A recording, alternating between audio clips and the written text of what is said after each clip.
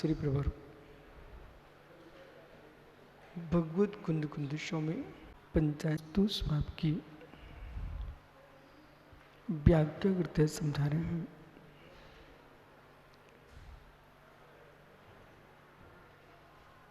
जीव द्रव्य शुद्ध अशुद्ध द्वैत रूप प्रमाण करता है। कर्म शून्य शुद्ध जीव द्रव्य है, कर्म युक्त अशुद्ध जीव द्रव्य है। त्रिकालिक शुद्ध द्रव्यार्थिकने से आत्मा त्रिकालिक शुद्ध है। जो त्रिकालिक शुद्ध द्रव्यार्थिकने से हम आत्मा को त्रिकालिक शुद्ध देखते हैं, वह नए दृष्टि है, देखने की दृष्टि है। और देखने की दृष्टि में स्वरूप दृष्टि देखना चाहिए। और स्वरूप दृष्टि में आपको दो दृष्टियां देखना है। संसार में बद्ध आत्मा अशुद्ध है, वो अशुद्धता भी कर्म सापेक्ष देखिए। अशुद्धता में अशुद्धता कर्म निमित्त से है, कर्म शून्यता को देखते हैं, आत्मा त्रिकालिक शुद्ध दिखाई देती है। न शुद्ध बना रहा है वस्तु को, न अशुद्ध बना रहा है वस्तु को।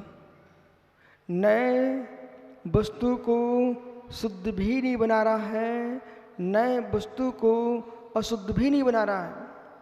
नए वस्तु के शुद्धाशुद्ध की व्याख्या करके दिखा रहा है। भाषा किसी भी वस्तु का निर्माण नहीं करती। भाषा वस्तु का बोधक है, भाषा वस्तु का बोधक है, भाषा वस्तु का निर्माता नहीं है। ध्यान दीजिए, भाषा वस्तु का बोधक है, भाषा वस्तु का निर्माता नहीं है। भाषा लिपि बोली, इन तीन है ये। भाषा लिपि बोली, बोलियां अनेक हैं, लिपियां अनेक हैं, भाषाएं भी अनेक हैं। लिपियां अनेक हैं, भाषाएं अनेक हैं, बोलियां अनेक हैं, वस्तु स्वभाव जो है सो है। अब कोई किसी लिपि को देख करके ऐसा मान के न बैठ जाए यही सत्य है। कोई किसी लिपि को लेके न बैठ जाए यही सत्य है।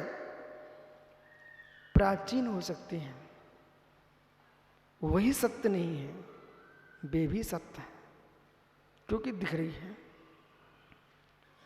अब ब्राह्मी लिपि अपने रूप में दिख रही है, संकलिपि अपने रूप में दिख रही है, मित्र देवनागरी अपने रूप में दिख रही है। वर्तमान में कितने प्रकार की लिपियां लोगों ने तैयार कर ली हैं। वो तो आपकी लिपि तब चल पाएगी जब आपकी प्रभुत्व शक्ति होगी। भूत की लिपियों को बांध के रखना पड़ेगा, तब वर्तमान की लिपि चल पाएगी। और भूत की लिपि नहीं भुला पाए तो वर्तमान की लिपि नहीं चल पाएगी। आपको हेतु बता रहा हूँ। जैसे कि दो चूल्हे बनाए, उसमें डंडा लगाया, डंडे पर डंडा लगाया और डंडा लगाया, आ बन गया। एक लिपि है। अब ये लिपि जो है ना, पहले आप आ लिखते थे, पा बनाया, उस पर दो डंडे कर दिए, आ बन गया। ठीक है। ये लिपियां जो है जिसका प्रभाव रहा उसके नाम की लिपि चली, और जिसका प्रभाव नहीं रहा उसकी लिपि वहीं रखी रह जाएगी।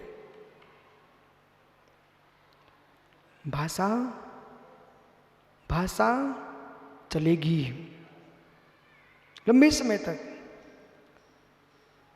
और जिस भाषा में ग्रंथ निबंधित है वो भाषा जीवित है। भाषाएं भी बदलेंगी, भाषाएं बदलती हैं, पड़मन होता है इनमें, लिपियां बदलती हैं, बोलियां जो अपने क्षेत्रीजन शब्द बोले जा रहे हैं, ये बोलियां हैं। ये सारी की सारी व्यवस्था, जैसे भाषा, जैसे लिपि, जैसे बोली, इनका प्रयोग क्यों?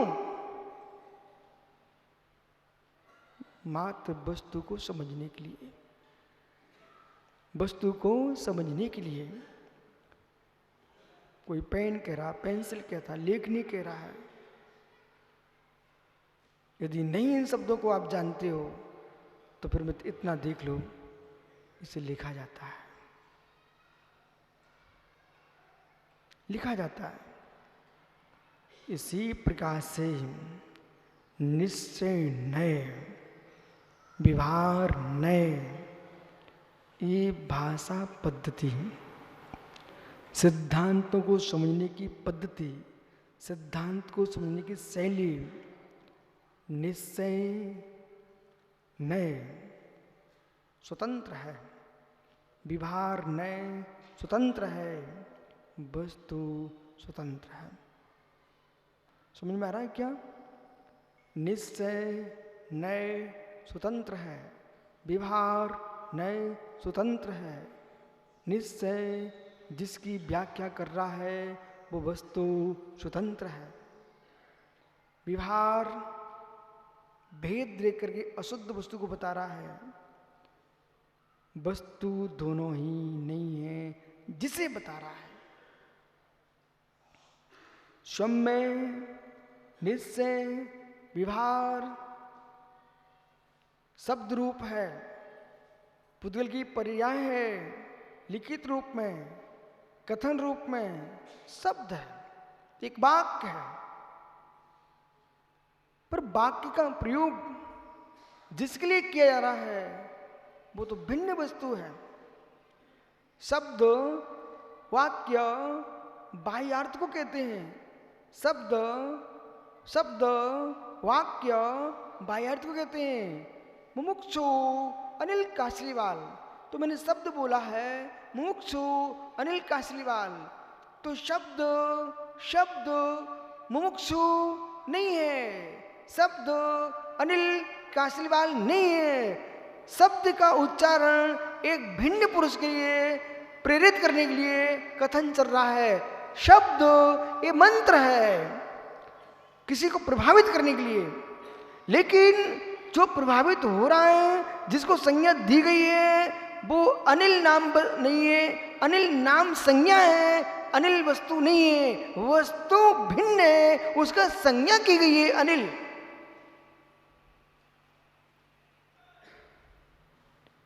इसी प्रकार से यदि आज आपको समझ में आ रहा हो पंचास्तिका का विषय, तो ध्यान दीजिए, जितने जीव, चाहे पंचास्तिका हो, चाहे प्रवचन सार जी हो, चाहे श्री षटखंडागम जी हो, चाहे समय सार जी हो, कोई भी ग्रंथ है, उस ग्रंथ में जो कथन किया गया है वो ग्रंथ का विषय नहीं है।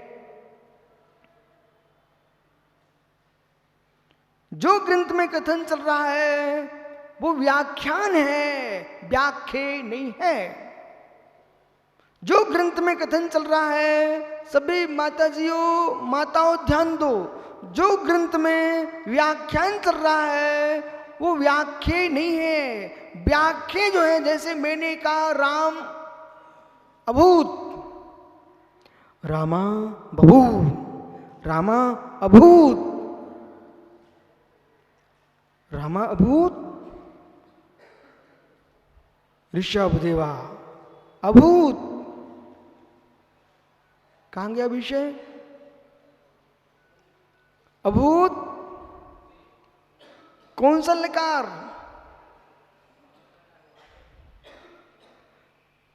लिट लकार, अत्यंत परोक्ष, अत्यंत परोक्ष लिट लकार। अब हुए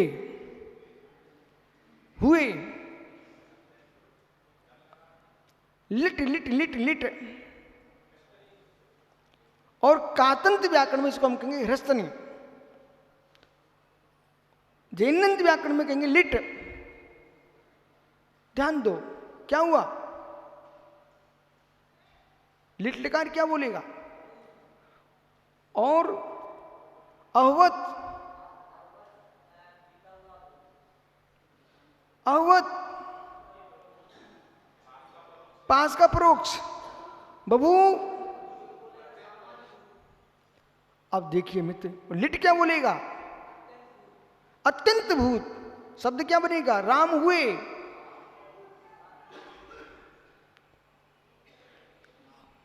राम बबू, राम हुए, तो राम हुए, महावीर अभूत बबू, राम महावीर हुए, ऋषभदेव बबू, ऋषभदेव हुए। रुक जाइए, बहुत हो गया। अब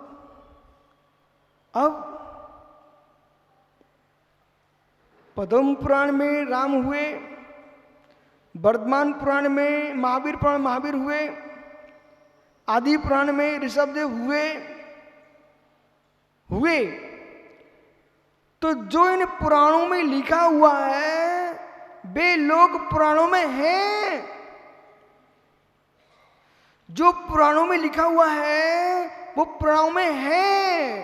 पुराण व्याख्यान है, पुराण व्याख्यान है, पुराण व्याख्याता है। जो पुरुष हैं वे व्याख्या हैं,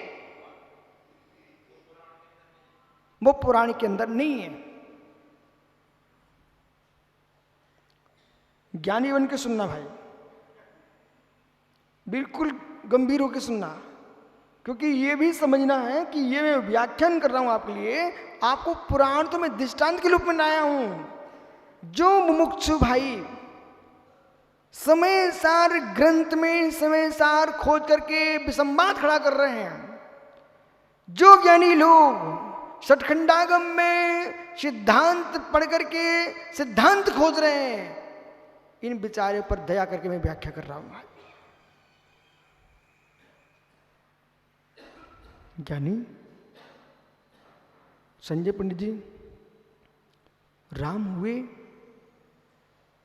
जो राम हो चुके हैं उनकी व्याख्या तो परम पुराण जी में है। जो व्याख्या चल रही है पुराण ग्रंथों में, चाहे जैन दर्शन के पुराण हो, चाहे वैदिक दर्शन के 18 पुराण हो, जो पुराणों में लिखा है वो पुराणों में है क्या? जो पुराणों में लिखा वो पुराणों में है क्या?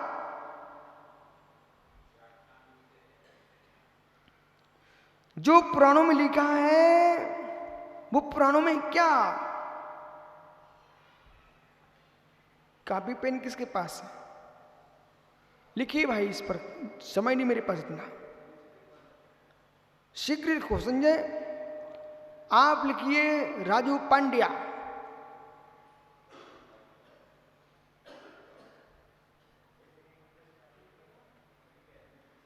क्या लिखा?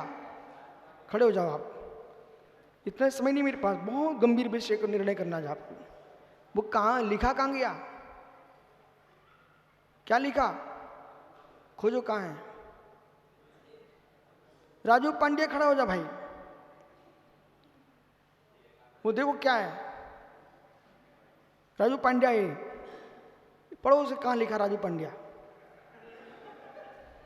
पढ़िए,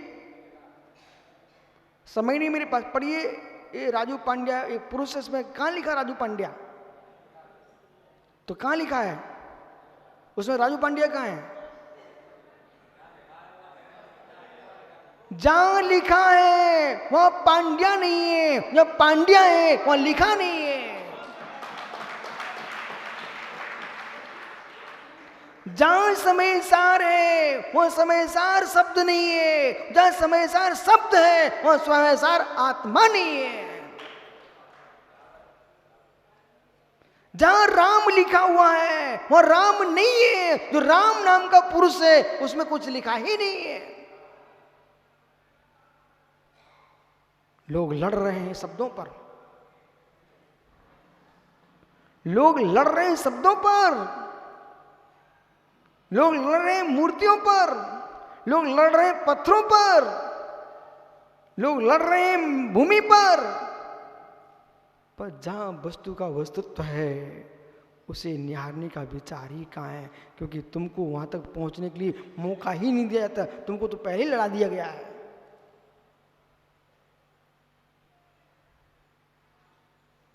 सोचिए संजय भाई, जीवन के 50 वर्ष हो गए क्या? जब आपके 50 वर्ष आज अनुभव कीजिए। पांड्या 50 वर्ष हो गए क्या? 40 हो गए? उनके 40 हो गए, आपके 50 हो गए। आप दोनों से मेरा कहना है मित्र, बड़े बड़े विद्वानों की बातों में आना मत कभी जीवन में। बड़े बड़े विद्वानों की बातों में आना नहीं कभी जीवन में। वे आपको लड़ा देंगे, स्वयं लड्डू खाएंगे। बड़े बड़े नेताओं की बातों में आना नहीं जीवन में। स्वयं गद्दी पे बैठे मिलेंगे, बारूद तुम्हारे सिर पर चलेगी। मैं वो रहस्य खोल रहा हूं आपको, और ये देश को पता चलना चाहिए। राजू, आप यहां आए हो मित्र, ये सारी विद्या तुम फैलाओ। सुब्रत सागरी, आपसे भी कह रहा हूं, जितने बड़े बड़े लोग हैं या तो स्वयं भी नहीं पहुंचते, वे लड़ा देते हैं दूसरे को, या स्वयं पहुंचने की कोशिश कर रहे हैं, दूसरे को ही लड़वा देते हैं। तुम लड़ो मरो, हम राज्य करेंगे।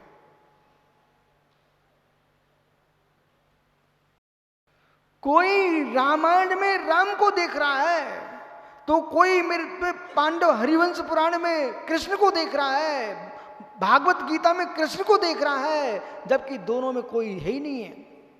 रामायण में राम नहीं है और महाभारत में कृष्ण नहीं है। वे तो राम कृष्ण के बारे में कथन करने वाले ग्रंथ हैं। जो राम है उन पर रामायण नहीं लिखी है, जो कृष्ण है उन पर भागवत नहीं लिखी है। मित्र, पद्म पुराण में राम नहीं है और राम में पद्म पुराण नहीं है। राम कब हुए? मुनि सुब्रत के काल में, और पद्म पुराण अभी लिखा गया 6वीं सदी में। ऐसा मानना चाहिए। राम के बारे में कथन किया गया पद्म पुराण में, वो व्याख्यान है, व्याख्या का व्याख्यान है, व्याख्या का। जैसे मैंने कहा आपने लिखा राजू पांड्या, तो राजू पांड्या जो अनुभूति कर रहा है वो लिखे में नहीं हो रही है, वो स्वतंत्र जीव है।